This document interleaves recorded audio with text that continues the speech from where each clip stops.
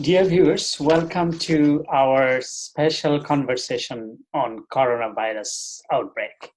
No, I'm not the only person in the screen. I'll bring another guest for you in a while. For a few days, I'm discussing about this pandemic in my social media network. Obviously, it was in Bengali language, as most of the folks in my Facebook are Bangla speaking. But today's episode is not only for my Facebook, it is a bit larger. I'm doing it for our Washington based right group, Right to Freedom.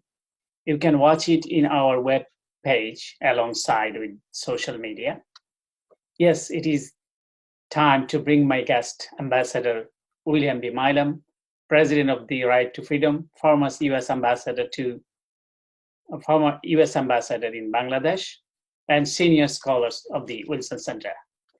Hello, Ambassador. How are you? Bushwick, I am fine, and I'm very happy to be with you again. Thank you very much for inviting me. Yeah, I guess you are maintaining staying home order. So how you are passing the days? Well, I am in a what they call a social distancing mode. So I don't go out very much, but I do go out at least once a day, or try to go out once a day for a walk, which I have just come back from. And I have to go out occasionally to buy food because I do have to eat, and perhaps I don't have to eat as much as I do, but I do have to eat. And I spend a lot of time talking to people on Zoom, like I am talking to you right now, and a lot of time looking at events on Zoom. I just saw one today on the Middle East and the human rights situation there, and I spend a lot of time also reading and do some writing, as you well know. So I'm keeping fairly busy. In fact, sometimes I wonder if I'm not busier than before the coronavirus came and put us all into hiding. But then I think it's probably just that I'm less efficient when I'm in this mode and don't get things done in quite as organized a way. But anyway, I'm doing okay. I'm keeping healthy, I think, and trying to stay healthy, which is the major objective these days. So I'm okay. Yeah. And how are you? You okay? Yeah, I'm good. Yeah, I'm good. That's good to know. Yeah. When we are talking about coronavirus, death toll crossed 300,000 and more than 4 million people affected around the globe. Yes. And US position is on top. Why is that? Why US is leading this pandemic? Well, I would like to say the only reason is because we're one of the biggest countries in the world, with the third largest population in the world, I think, after China and India. But I have to tell you that it is primarily because our government was totally unprepared and totally inept and incompetent in the first few months, and still is in reacting to the coronavirus and the COVID-19 disease.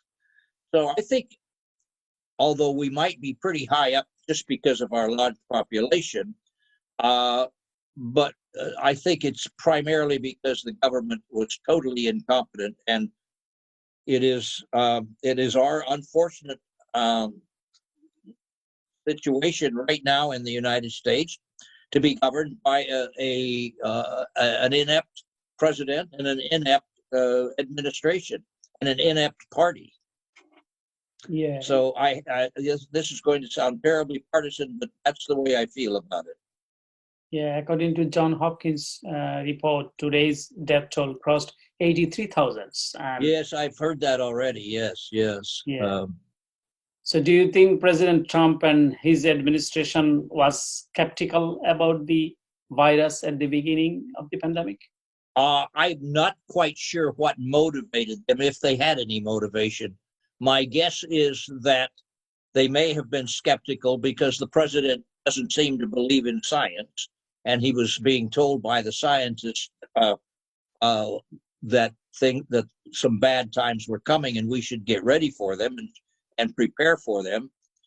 I think also it's because he was only interested, he's only really interested in being reelected yet again, and he's put politics well above safety and security. I think at this point, the safety and security of the people of the United States. Yeah. If we look back to history, how you will differentiate between the current outbreak and the previous pandemic the world has experienced? Well, that's an interesting question. Most people wouldn't answer that, so that shows that you have very good taste and a wide-ranging intellect, and so that makes me feel good too. Thank you. I think the most comparable example is we've had pandemics off and on for the last 50 years. There was a pandemic that didn't really kill many people that hit the United States in 1957. Yeah. I know because I got very sick. I was in bed for 3 weeks with a terrible influenza. I was a college student at the time. I was the first, or second, or third year student at Stanford University. I was so sick that I barely could function. I went to the doctor, and the doctor said to me, this is a Stanford University doctor, he said, you're pretty sick, and you should go home and go back to your room and go to bed and not get up until you feel better. Here, and he gave me a whole bunch of pills to take. But he also said, I'd put you in the hospital, except there are no beds left. So Stanford Hospital was already filled with other students who were even worse than me. But I do remember that extremely well because it's probably the sickest I've ever been. And I was miserable for 3 weeks. I finally got over it. I missed not quite half of the quarter. Thank God that I didn't flunk any of my courses, but I managed to get through the courses okay. But pandemics, we were getting pandemics that long ago and even probably before, but the big one was in 1918 when, which was maybe even worse than the present one. It's called the Spanish flu. And people seem to think from that it started in Spain. Absolutely, it didn't. It started in the United States. Did you know that? Oh, I don't know that. It started in Kansas. Why people are calling the Spanish flu? Well, remember in 1918 there was a world war going on. We were at war. The whole continent of Europe was at war, except for Spain. And countries at war are stupid in many ways. And all of the countries that were affected, and I think the third world was affected. India was affected. What was then British India was affected pretty badly. I think something like 12 million people died. But we didn't get much news from that part of the world in those days. The part of the world that we would have gotten news from, which was Europe, had such censorship. They censored it all out of the news. So no newspapers ever in most of the countries ever printed anything about the Spanish flu, including American newspapers. But Spain wasn't in the war. Spain was a neutral. So their newspapers printed all kinds of stuff, and it made people think that the flu started there. But no, it started in Kansas, in the state of Kansas. And we took it to Europe because we were shipping troops, hundreds of thousands of American troops were going over to help win the First World War, but they brought the flu with them and took the flu with them, and and then all of Europe came down. Then the flu came back to the United States in even a more virulent form. So that's the one that's interesting. I've done quite a bit of reading about that epidemic, or the pandemic, really. And the interesting thing is that just like the coronavirus pandemic, it's a virus that is new to humans, and we have no defenses for it. So it was very contagious, running through the population, and we took the same measures as we've taken this time, what you call mitigation measures. You can't stop the flu. There are no drugs for it. No vaccine for it. That's the same as now. Yeah. And so most cities, when they finally realized that the flu was coming, this would have been the second wave, because the first wave kind of went by without much fanfare. Then the second wave came at us came in from Europe, when our troops came back from Europe, and it was very violent, very virulent. It killed a lot of people. The cities did the same thing that we're doing today. Social distancing, closing schools, banning meetings, telling people to stay home. I mean, all the things that we're doing today, we did then.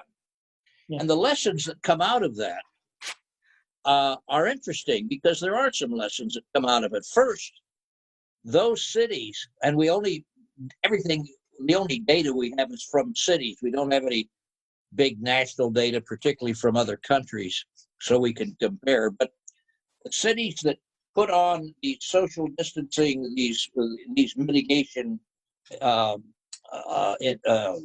things, the quickest, and made them last the longest, are the cities that did better in terms of infections, in terms of deaths, and in terms of economic recovery.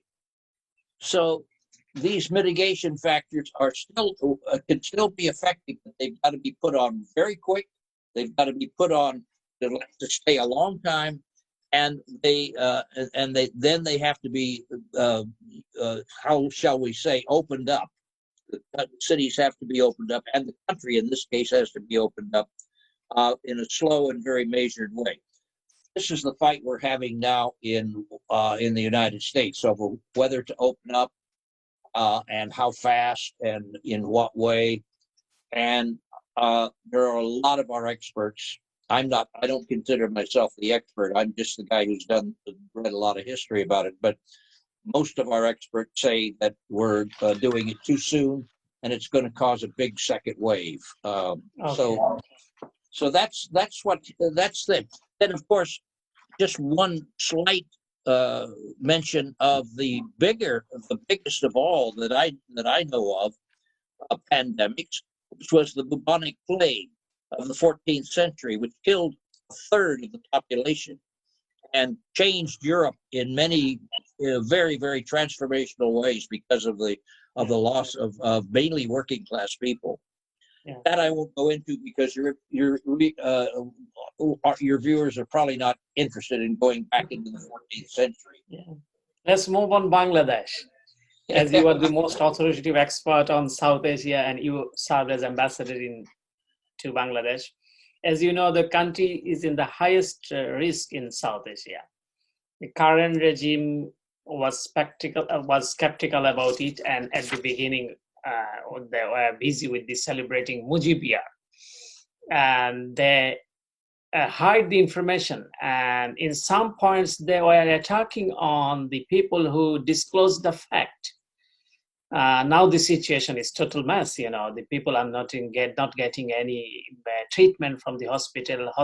They are not interested. They are not, supporting the patients, and people are suffering.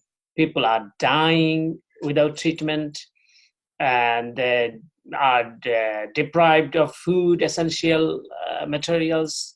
And surprisingly, I saw a news report on Washington Post, most probably you noticed that ruling party members, they are looting the relief materials, stealing this rice, the main food of Bangladesh.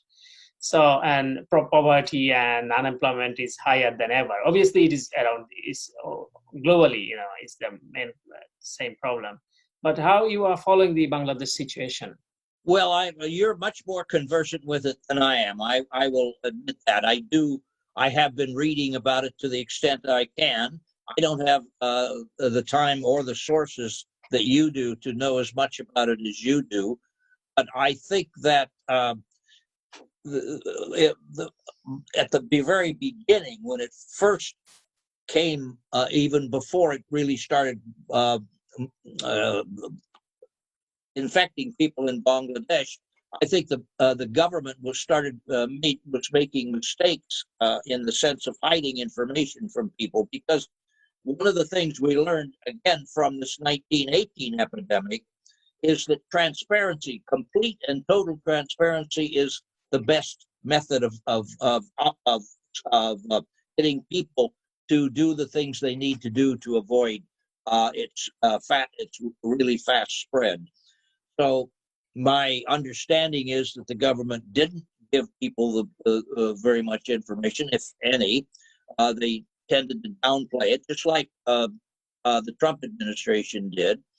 And the first thing they know, they've got a situation that's close to out of control. And the second thing I think I understand is that they're basically hiding the numbers, hiding the real truth of what's going on.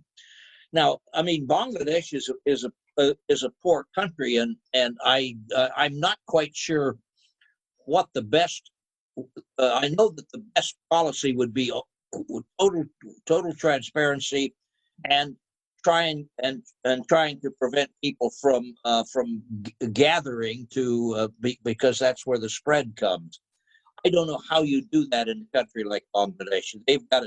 It's a serious problem. We've got enough of a problem in our country, but I feel very sorry for the people of Bangladesh, because I don't think they're getting very good leadership. That's all. Yeah. So government is in zero tolerance on freedom of expression. I mean, Bangladesh government. Yes, I know that. Already ICT Act is there. Besides, they issued a memo to control the social media and free speech. And within this pandemic time, a total of 60 cases have been filed against more than 100 people, including 22 journalists, under the act between January 1st to May 6th this year, according to Article 19, the UK-based human rights report. And the foreign minister of Bangladesh criticizes the Western diplomats while they are expressing concern on press freedom. Alice Wells, Principal Deputy Assistant Secretary, Bureau of South and Central Asia, expresses her concern in Twitter. In reply, Dr. Mohammed said it is disappointing and unacceptable. And he questioned about US press freedom situation. And he said, no freedom of speech in America. He was talking to the German-based news network, DW. So what you will say, do you agree with that? Of course I don't. Of course I don't. My first response is that the foreign minister ought to talk to his counterpart in the United States. I mean, the Trump government is calling the press its enemy because the press is so free. The press is being hypercritical, correctly, of the administration, or at least everything except the part of the press that is very pro Trump, which is mainly the Fox News side. But of course, I don't agree with it. I think the human rights, particularly freedom of the press, is really being terribly trampled on in Bangladesh, and I'm very sorry about that. Yeah, many reporters are in jail now. And in fact, it leads to the thing I was saying, which is that without the facts, you're not going to be able to defend against the coronavirus as well as you should be able to. People need all the facts to know how to do it, and they're not getting them, obviously. Yeah, because not only the reporters, but some people are expressing their concern in the social media, Facebook. They are, Yeah. so they even they are not tolerating this kind of criticism. Very simple criticism. Many of our colleague reporters there is in jail, and the normal. I don't know even many people they are when they are just posted something in Facebook, and government is not happy, and the next day the police is going to arrest them. So this is happening in the country with this pandemic time. It's very Yeah. unfortunate. Yeah. Yes, and it's really too bad because on top of all the difficulties that people of Bangladesh have these days with coronavirus, as well as the economic impact of coronavirus, which I don't we ought to not certainly won't forget to mention, because I gather that the export side of a Bangladesh economy has really gone flat.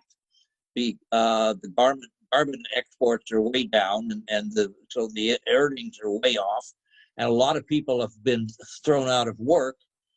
So it's and so the Bangladesh people have a serious weights upon them, and then to have this sort of attack on their freedoms, particularly their freedom of information, is really despicable. Yeah. So what will be the end result after the pandemic? How the world will look like after devastating outbreak? That's anybody's guess. I really don't know. It won't look like the world that was there before the pandemic. I think there is a lot of fear, and I'm one of those who shares this fear that we will have a long, drawn out economic and very slow economic recovery, which will change, and that will change the economic structures in a lot of countries. Countries like Bangladesh, which were dependent on exports, may lose their markets and never get them back. I don't know. I mean, I hope that's not true, but it's a possibility. So the shape of the post-pandemic world is still, I think, very, very unclear. And I think the only thing we can do, rather than speculate about what the world might look like, is to try to make sure that this pandemic is vanquished, if you will, that there's a vaccine and that people become immune to the pandemic as quickly as possible. And that's, of course, what I think is happening now, but it's not happening. It hasn't really taken off in the United States, and I don't know. I'm not conversant enough with the situation in South Asia to know whether South Asia sees an opening that it's a way out yet or not. I wouldn't have thought so, given the numbers I see from both India and Bangladesh and Pakistan, by the way, all of which have pretty heavy doses of the coronavirus still moving through their societies. Yeah. Thank you very much, Ambassador William B. Milam. It is a wonderful conversation, and we will keep continuing this type of conversation. And I will be happy to have you. I'm honored that you've asked me, and I'm very happy to be on with you. And you are a very good questioner. So thank you very much. Thank you very much. Thank you.